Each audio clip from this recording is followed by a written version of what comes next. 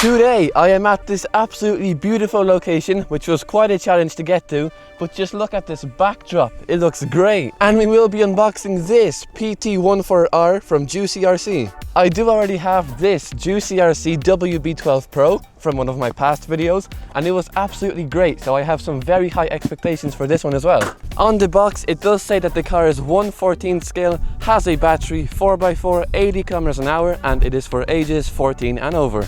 It comes in two colors, blue and red, and it has this really cool monster truck styling, so I'm sure it's going to be perfect for the terrain that I have here.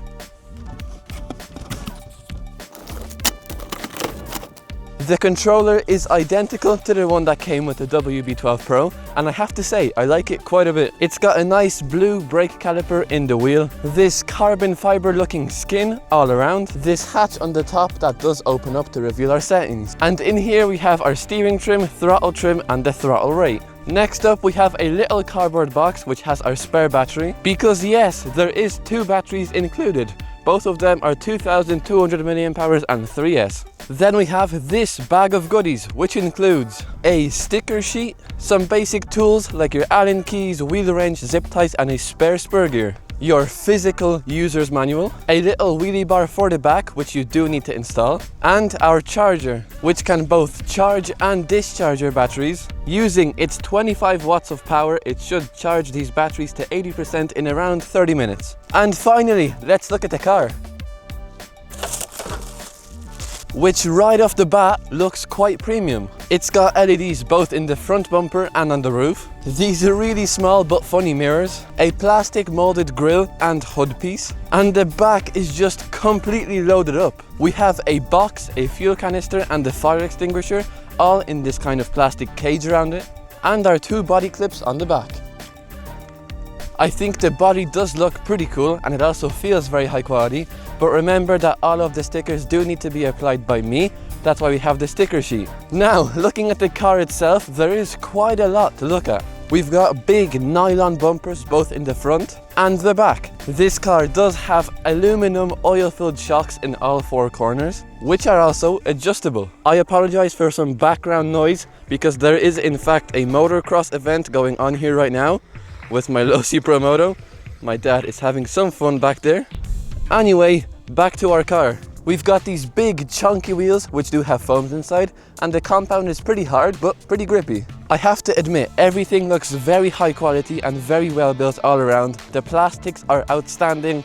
A lot of the parts are aluminum, which is always great to see, and I'm just really impressed by the quality and the value of this car. We've got an ESC mounted up top, which is of course a 35 amp brushless ESC. Just below that we have our 3,500 kV motor and our waterproof servo, which is rated for 11 kilograms. Then we have our second 3S battery, which I talked about earlier, but I forgot to say that it does have XT60 connectors. We've got adjustable camber and toe in the front, paired with metal drive shafts all around.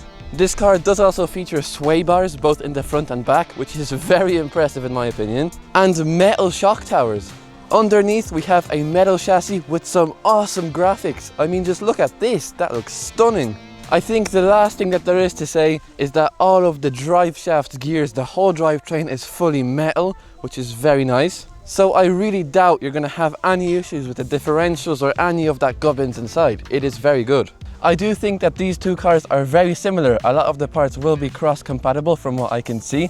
And the buggy version, so the WB12 Pro, is literally just a buggy version of this chassis. So the chassis are very, very similar. This one just has some smaller wheels, a spoiler, while this one has bigger wheels, longer travel suspension, and some other differences. I did just notice on the controllers that the controller from our monster truck here does not have a foam wheel, and it is not gold like this one. So that's one of the differences. But yeah, overall, they are very similar cars. Anyway, enough technobabble, let's charge up the battery and go drive. The lights are actually very bright, and I did forget to say about the suspension. It is very soft and very plush. Feels great.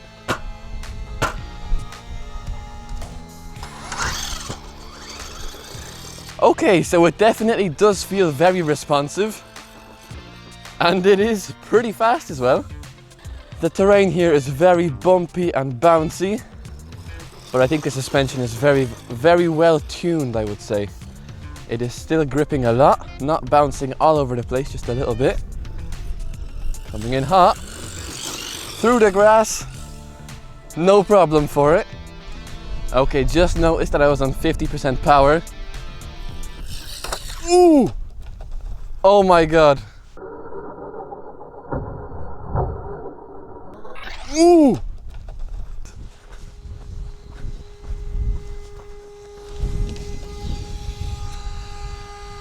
The whole bumper fell off. What?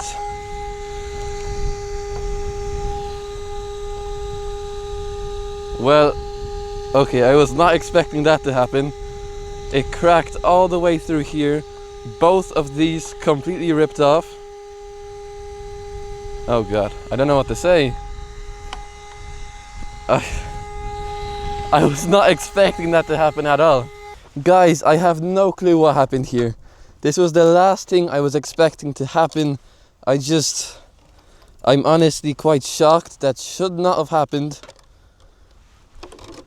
Yeah, look at this. Completely ripped off the front bumper. Both of these mounts ripped off. All along this is completely destroyed. I'm just very surprised. I'm going to take out the LEDs and drive it without the bumper, but that is not good news for this car, honestly. Okay, everything is done. We removed the front bumper, took out the lights, so everything should be good to go again. Alright, take two on 100% power again. As I said earlier, it is quite controlled. Maybe a little bit too bumpy here. And I'm also going against the wind. So now with the wind, I'm gonna try and avoid the bigger hills and bumps. Woohoo!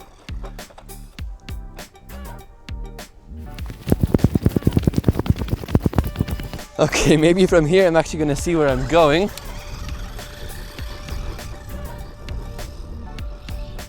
Let's try and take it through the long grass. It is doing it somehow. Kind of. It's a little bit flatter here. Let's see how it drives on this terrain. Yeah, it's not too bad actually. Back around. Ooh.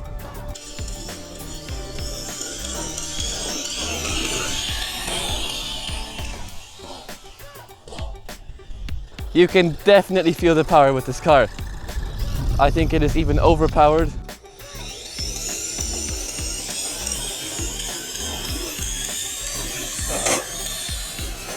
Because it is very small.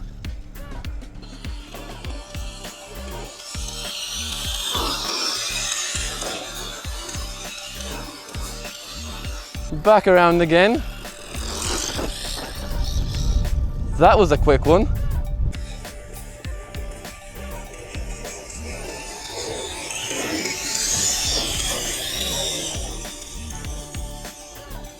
In my next video with this car, I do hope to take it on a speed run and try it out on some better, more maintained areas, like a car park, that's what I'm trying to say.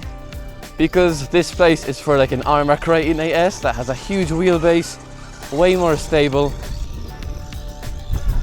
This little guy is just a little bit too small for it. Alright guys, this car is definitely too small for this terrain, too much power. Let's go find something else, maybe like a car park or a beach. That should be better. And we have arrived. We have a nice selection of terrains here. There is a car park over there. Then we have quite a nice beach. However, I mean, look at those clouds. It is about to lash down rain here. Alright, maybe just a little bit too late because it just started raining and hailstorming. Not sure if we'll get to finish this video, honestly. So in the end, I do think the car did pretty well. Obviously, excluding the fact that it broke. Not sure if that's just a one-off thing or if it's just my model or if that is an actual problem for the car. I guess we're gonna have to find out in my next video. I hope I can repair it, then we're gonna speed run it and do all the other things we need to do. But obviously I'm gonna leave that for the next video. It has lots of power, almost too much. The suspension does soak up a lot of the bumps, but it doesn't soak up all of them. That's why it went flying and broke. But for now, that is all. Link to it will be in the description if you want to find out more. And yeah, I'll see all of you next time.